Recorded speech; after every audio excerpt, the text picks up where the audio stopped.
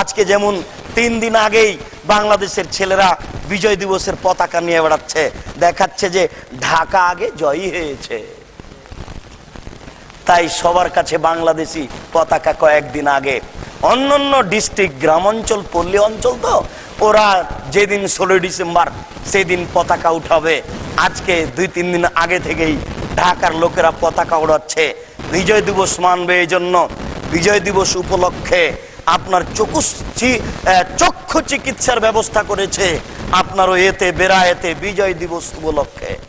বলে যায়নি আপনাকে যদি কোনো দিবস মানতে হয় তাহলে মক্কা বিজয়ের দিন মানব। মুসলমান যদি কোনো দিবস মানে কোনটা মানবে? মক্কা বিজয়ের দিন মানবে। সেই দিন এই 12 লক্ষ বর্গ মাইল স্থানে কোরআনের হুকুম চালু হয়েছে।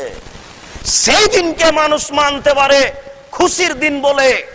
পৃথিবীর কোন মানুষ মক্কা বিজয়ের দিনকে মানেনি, অতএব কোন দিন মানুষের মানার যোগ্য হতে পারে না।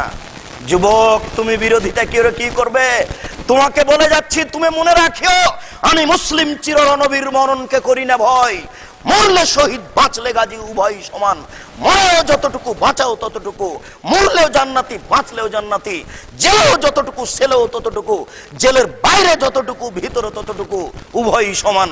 আমি মুসলিম চিররণবীর মরণকে করি না ভয়। তুমি কাপুরুষ, তুমি কাপুরুষ, তুমি কাপুরুষ, তুমি অশিক্ষিত, তুমি মূর্খ, তুমি অজ্ঞ, তোমার ভিতরে জাহেলিয়াত পরিপূর্ণ।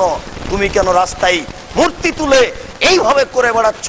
তোমাকে আবার কখয় ভর্তি হয়ে, অনে ভর্তি হয়ে বিদ্যা অর্জন করতে হবে জাতির কল্যাণ চাইলে। বলছি